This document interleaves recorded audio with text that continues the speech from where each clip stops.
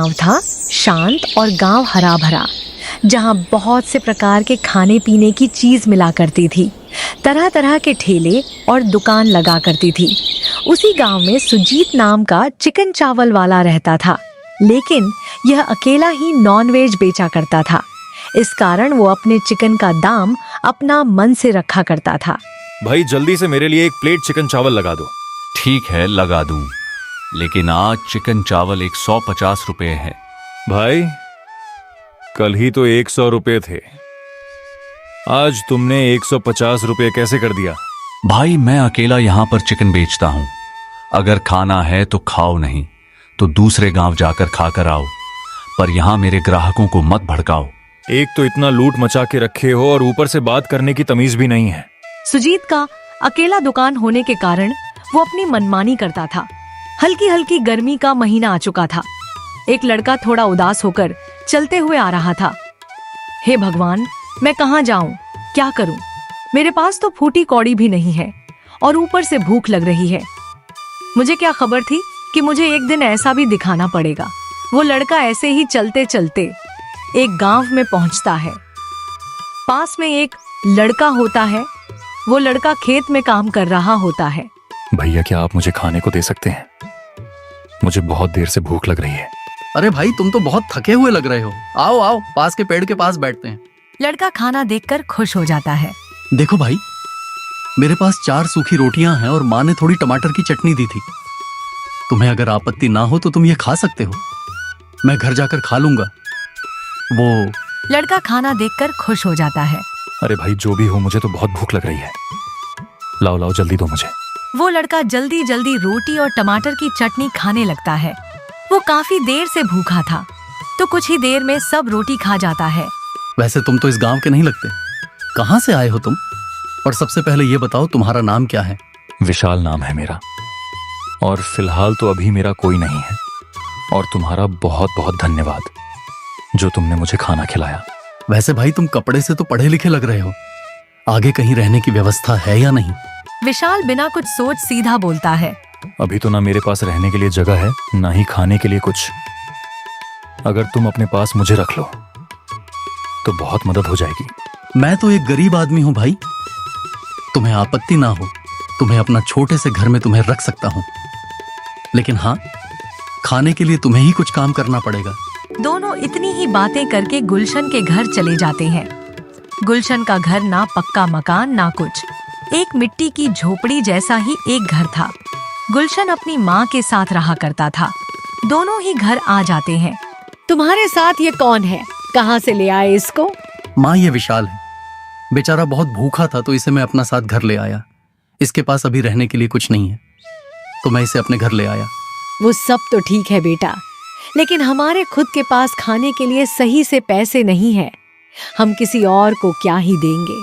माँ, मैं मेहनत कर रहा हूँ, ना कोई मेहमान जैसे आया है। आप उनके सामने तो ये सब मत बोलो। विशाल उन दोनों की बातें सुनकर समझ गया था, इन लोगों की हालत बहुत ज्यादा खराब है। माँ, हम दोनों आ रहे हैं बाजार की तरफ से घूम के। फिर गुलशन और विशाल अपने घर से निकल जाते हैं और बाजार की तरफ चलने लगते हैं। अरे भाई, तुम्हारी माँ ऐसी बातें क्यों कर रही थी?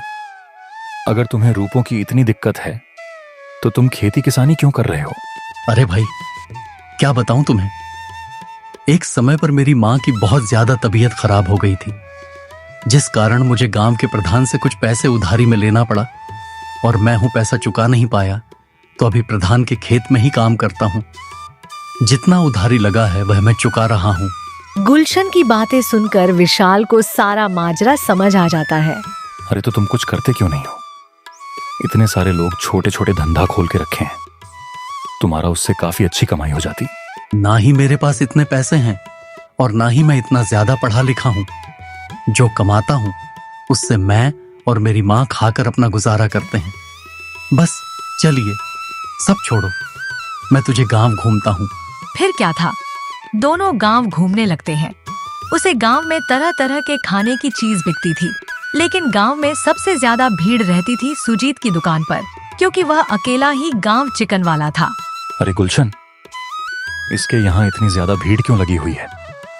क्या बेच रहा है? ये जिसको खाने के लिए गांव वाले भीड़ लगाकर बैठे हैं। यह तो सुजीत का दुकान है। सुजीत जो है हमारे गांव में बहुत ज्यादा घमंडी किस्म का आदमी है। अकेला चिकन और चावल बेचता है, जिसके कारण लोगों की भीड़ हमेशा रहती है इसके दुकान पर। अरे इतना ज्यादा चिकन पसंद है गांव वालों को, तो किसी और ने चिकन या मटन की दुकान क्यों नहीं खोली? कोई कैसे खुलेगा? यह जो सुजीत है बहुत ही ज्यादा घमंडी किस्म का आदमी है। अगर किसी ने हिम्मत करके चिकन या मटन का दुकान खोल भी लिया तो यह कुछ ना कुछ करवा कर उसको बंद ही करवा देता है। दोनों ऐसे ही बातें करके वहाँ से चले आते हैं। उसके बाद वो दोनों अपने घर चले आते हैं और अपने घर में खाना खाते समय, सुनो बेटा, महीना होने वाला है, कल तुम प्रधान से मिलकर आ जाना और संगीत कुछ पैसे भी उनसे ले आना। ठीक है माँ, कल मैं चला जाऊंगा और कुछ पैसे भी मांग लूंगा उनसे। अरे तुमको अगर परेशानी ना हो तो क्या मैं कल तुम्हारे साथ जा सकता हूँ? ठीक है भाई, कल तुम भी मेरे साथ प्रधान से मिलकर आ जाना। फिर क्या था, गुलशन और विशाल सो जाते हैं।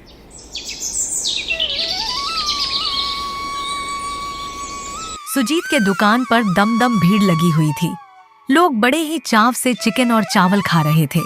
भाई, चिकन चावल के साथ थोड़ा अचार और पापड़ मिल जाता ना, मजा ही आ जाता। ये क्या तुम्हारा घर समझे हो? 150 रुपए में तो तुमको चिकन और चावल खिला रहा हूँ, ऊपर से तुम और अचार और पापड़ के धीमान कर रहे हो। इधर सुबह सुबह और दोनों प्रधान से मिलने के लिए उसके घर की तरफ निकल जाते हैं। आओ आओ गुलशन, क्या हाल है? खेत का सारा काम तो कर दिया ना तुमने? हाँ प्रधान जी, काम तो मैं अच्छी तरह से कर दिया है। मैं कह रहा था कि इस महीने कुछ पैसे मिल जाते तो। अरे एक तो तुमने मुझे कर्ज लेकर रखा है, और तुम जितना काम करते हो उससे तो कर्ज चुकने वाला है नहीं, और ऊपर से पैसे मांग रहे हो। अरे प्रधान जी, मुझे माफ करना, मैं इतनी जल्दी आपका कर्ज कैसे चुका पाऊंगा? मुझे थोड़ा और समय दे दो। बहुत समय तुम्हें दे चुका हूँ गुलशन, और नहीं 1 महीना है। तुम्हें जो करना है कर सकते हो, पर मुझे 1 महीने के अंदर पूरे 400 रुपये चाहिए। फिर क्या था, गुलशन वहाँ से उदास होकर चला आता है। अरे भाई तू उदास मत हो, सब ठीक हो जाएगा। कैसे ठीक होगा भाई?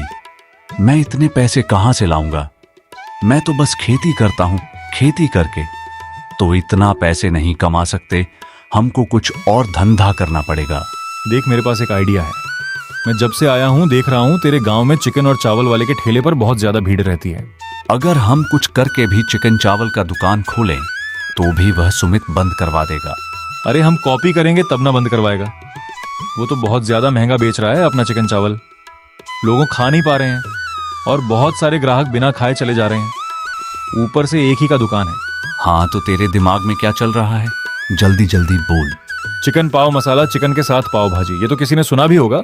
वाह भाई वाह, तेरा दिमाग तो बड़ा तेज चलता है। चिकन के साथ पाव भाजी, गांव में इतना चिकन खाते हैं। हमारा भी एक दुकान हो जाएगा तो हम बहुत कमाई करेंगे और जल्दी प्रधान का सारा कर्जा चुका देंगे। तो फिर पक्का हो गया, अब कल से ही हम चिकन पाव मसाला बेचेंगे। हमारा ठेला इस गांव का सबसे खास ठेला बनेगा। लेकिन भाई, हमारे पास इतना पैसे कहाँ से आएंगे? ठेला खरीदना है, सामान खरीदना है, कहाँ से आएगा? तू चिंता मत कर, मेरे पास एक सोने की अंगूठी है, इसे बेच देंगे आराम से, सब सामान आ जाएगा। फिर विशाल ने अपने सोने की अंगूठी निकालकर गुलशन को दिखाई। अरे तेरे पास सोने की अंगूठी कहाँ से आई? देख भाई, उसके बारे में तो मत सोच, ये बस मेरा है। इसको बेचते हैं सोने की दुकान पर और फिर सामान लेकर आ जा। दोनों दोस्तों की आंखों में बस अब एक ही सपना था, अपना ठेला, अपना हट के रेसिपी और प्रधान का सारा ब्याज चुकाना। दोनों ने बस पकड़ी और निकल गए सोने की अंगूठी को बेचने। जल्द ही वह गांव पर पहुंच जाते हैं। फौरन सोने की दुकान पर जाते हैं और सोने की अंगूठी को बेच देते हैं और उसे जितना भी पैसे मिलते हैं, पैसों से बाजार जाकर चिकन और पाव लेकर अपने घर पर आ जाते हैं। अगले ही दिन सुबह से ही दोनों ने मिलकर चिकन बनाने में लग गए। चिकन, संगीत, मसाले, तेल सबको अच्छे से मिलकर उसे पकाने लगते हैं। कुछ ही देर में उनका चिकन पाव मसाला बनकर तैयार हो गया। अरे भाई, क्या ही स्वादिष्ट बना है। मैं तो अपने जीवन में पहली बार चिकन पाव मसाला खा रहा हूँ। मन कर रहा है सभी खा जाऊं। खा लेना पहले, बेच तो देते हैं, जितना बचेगा आखिरी में तू संगीत ही खा लेना। दोनों ने जल्दी से अपना ठेला सजाया। अरे गांव के चौराहे पर अपना ठेला लेकर पहुंच जाते हैं। आओ भाई आओ, चिकन पाव भाजी मसाला चिकन के साथ पाव भाजी मिलेगा। विशाल की बातें सुनकर गांव वाले रुक रुक कर देखने लगते हैं और चिकन का नाम सुनकर सब लोग उसके ठेले पर आने लगते हैं। अरे भाई, पहली बार सुन रहा हूँ मैं पाव भाजी में चिकन। अरे गांव में तो एक ही चिकन चावल का दुकान है, वह भी बहुत महंगा देता है। तुम लोग बताओ कितना बेच रहे हो एक प्लेट? भैया बस एक प्लेट का 50 रुपये। आप अगर 2 प्लेट खाओगे तो पेट भी भर जाएगा। अरे वाह भाई, फिर लगाओ हम दोनों के लिए एक प्लेट। दोनों दोस्तों ने झटपट प्लेट तैयार की और उनको थाम दिया। वो दोनों खाने लगते हैं। अरे वाह भाई, चिकन और पाव भाजी का जो मेल है, मजा ही आ रहा है। अरे भाई, ये तो सच में अलग ही स्वाद है, ऐसा डिश कभी नहीं खाया। उसकी बातें सुनकर आसपास खड़े लोग भी आने लगते हैं। थोड़ी देर में ही उसके ठेले पर भीड़ लग जाती है। भाई मुझे तो 2 प्लेट दे दो। शाम तक ठेला पूरी तरह खाली हो गया। मेरे लिए तो कुछ भी नहीं बचा, सब बिक गया। आज कमाई तो हुई है ना, कल सुबह तुम सबसे पहले खा लेना, फिर बेचेंगे। बाजार में हलचल मची हुई थी, लेकिन सबसे ज्यादा भीड़ विशाल और गुलशन के चिकन पाव मसाला के ठेले पर लगी हुई थी। वहां खड़े लोग चिकन पाव मसाला का स्वाद ले रहे थे और यह बात संगीत सामने अपनी सुजीत के दुकान में बैठे खोटी आंख नहीं सुहा रही थी। इतना अच्छा खासा मैं काम चल रहा था, ये मेरा धंधा चलने नहीं देगा और अपना खुद का चिकन पाव मसाला का दुकान लगा लिया है। आखिर सुजीत को तो पता चलना ही था। सुजीत गुस्से से गुलशन के ठेले पर जाता है। क्या जादू किया है रे तूने इन चिकन पाव में जो सब तेरे ठेले के पास आ रहे हैं? हमारे चिकन चावल फीके पड़ गए क्या? मेहनत और सफाई से बनाए खाने में ही असली स्वाद होता है सुजीत भैया। हमारे चिकन पाव मसाला में कोई जादू वादू नहीं है, ये तो बस तुमसे 2 गुना कम दाम में मिल रहा है, मात्र 50 रुपए। इसीलिए ही लोग आ रहे हैं। तुम भी अपना लालच काम करके अपना चिकन चावल का दाम कम रखो, लोग क्यों नहीं जाएंगे? ए अबे, ए तू बहुत उछल रहा है गुलशन, इस नए छोरे को समझा दे। जल्दी तुम दोनों का ठेला उठावा दूंगा यहां से मैं। अगर ईमानदारी से कुछ नहीं कर सकते तो कम से कम किसी की मेहनत बिगाड़ने की कोशिश मत करो सुजीत भैया। सुजीत गुस्से में भुनभुनाता हुआ अपनी दुकान पर चला गया। लेकिन यह पहला नहीं था। जब भी कोई दूसरा चिकन या मटन का दुकान खोलता तो किसी न किसी तरीके से सुजीत उसे दुकान को बंद ही करवा देता। देख भाई, मैंने कहा था ना, ये सुजीत हमारा दुकान नहीं चलने देगा। बहुत ही लालची आदमी है, अपना दुकान के अलावा किसी का चलना नहीं देता। अरे भाई तू चिंता मत कर, मैं हूं ना, और 2-3 दिन बस काफी पैसे जमा हो चुके हैं। हम प्रधान का जितना भी बकाया हुआ है सब चुका देंगे, उसके बाद देखेंगे ये सुजीत क्या करता है। अब से रोज गुलशन के ठेले पर बड़ी लंबी लाइन लगती थी। उसके दुकान के चिकन पाव मसाला का दीवानगी दिन ब दिन बढ़ता ही जा रहा था और सुबह से शाम होने तक उनका सारा चिकन और पाव बिक जाता था। वाह भाई वाह, जो भी तुम्हारे चिकन पाव मसाला खाएगा दोबारा आए बिना तो रह ही नहीं पाएगा। तुम दोनों का चिकन पाव मसाला इतना खास कैसे है? क्या डालते हो इसमें? मेरा बेटा तो बहुत जिद कर रहा है खाने के लिए। हाँ डालते हैं ना दीदी, हमारी दोस्ती का प्यार जो डालते हैं इसमें। दीदी, आपके बेटे के लिए 1 प्लेट चिकन पाव मसाला हम दोनों की तरफ से बिल्कुल मुफ्त। आप दोनों बहुत ही अच्छे हो, आपका धन्यवाद। उसके बाद विशाल ने उसे औरत को चिकन पाव मसाला पैक करके दे दिया। ऐसे ही कुछ दिनों बाद उनके काफी पैसे जमा हो चुके थे। सुनो भाई, पैसे काफी जमा हो चुके हैं, अब हम जाकर प्रधान का सारा बकाया चुका देते हैं। सही कह रहा है भाई, चलते हैं, प्रधान के सारे पैसे उसको दे देते हैं। बड़ा चौड़ में बातें कर रहा था, हम इतनी जल्दी उसका पैसा चुका देंगे, वो तो हैरान हो जाएगा। फिर क्या था, दोनों दोस्त निकल जाते हैं पैसे लेकर प्रधान के घर की ओर। आओ आओ जय और वीरू, तुम दोनों के चिकन पाव मसाला के बारे में बहुत सुना हूँ, पूरे गांव में धमाल ही मचा दिया है। हाँ मुखिया जी, इसीलिए आपका कर्जा चुकाने आए थे। ये लो, पूरे 400 रुपये ब्याज के साथ। हम दोनों ने दिन रात मेहनत करके ये पैसा जुटाया है। क्या चिकन पाव मसाला में इतनी ज्यादा कमाई हो रही है? इतनी क्या जल्दी थी बेटा, आराम से चुका देते। उसकी बातें सुनकर विशाल मन ही मन मुस्कुरा रहा था। कैसे देखकर हर किसी का मन बदल जाता है। उसी दिन पहले तो बड़ा ही गुस्से में बात कर रहा था विशाल गुलशन आज बड़े ही खुश थे क्योंकि उन्होंने आज अपनी मेहनत से सारा कर्जा चुका दिया था। दोनों ही बातें करते करते अपने घर की ओर जा ही रहे थे, तभी उनको पास पुराने हलवाई संदीप काका आवाज दी। उनकी आंखों में गहरी समझदारी झलक रही थी। और बता गुलशन, बेटा तेरा धंधा तो बढ़िया चल रहा है ना? हाँ काका, आपका आशीर्वाद है बस। लेकिन याद रख बेटा, हर चमकती हुई चीज सोना नहीं होती और हर कामयाबी के पीछे बुरी नजरें भी लगी रहती हैं। काका, आप कहना क्या चाहते हैं? कुछ नहीं, बस इतना समझ ले कि शोहरत के साथ दुश्मन भी आते हैं बेटा। काका, आप पहेलियां क्यों बुझा रहे हो? साफ साफ बोलो ना। मैं भी एक समय पर बिरयानी का दुकान खोला हुआ था, पर उसे सुजीत ने चाल चलकर मेरी दुकान को भी बंद करवा दिया। इसीलिए बोल रहा हूँ, थोड़ा संभल कर और अपना ध्यान रखना। उसके बाद दोनों ही अपने घर आ जाते हैं और इधर सुजीत अपने चाल चल रहा था। ए कुणाल, इधर आ। पूरा दिन मेरे पैसे की शराब गटकता रहता है। हाँ सुन, इधर आ। आज मैं तुझे एक काम बता रहा हूँ, इसे अच्छे से करना, समझ गया? अरे मालिक, एक बोतल लाओ और आप कहो तो ताजमहल खड़ा कर दूं यहाँ। अबे हरामखोर, ध्यान से सुन। वो जो गुलशन चिकन पाव मसाला वाला है ना, उसके ठेले को वहां से गायब कर दे, समझ गया है? अरे अरे, टेंशन मत लो मालिक, ऐसी जगह पहुंचा दूंगा कि आप भी बोलोगे कि वाह कुणाल।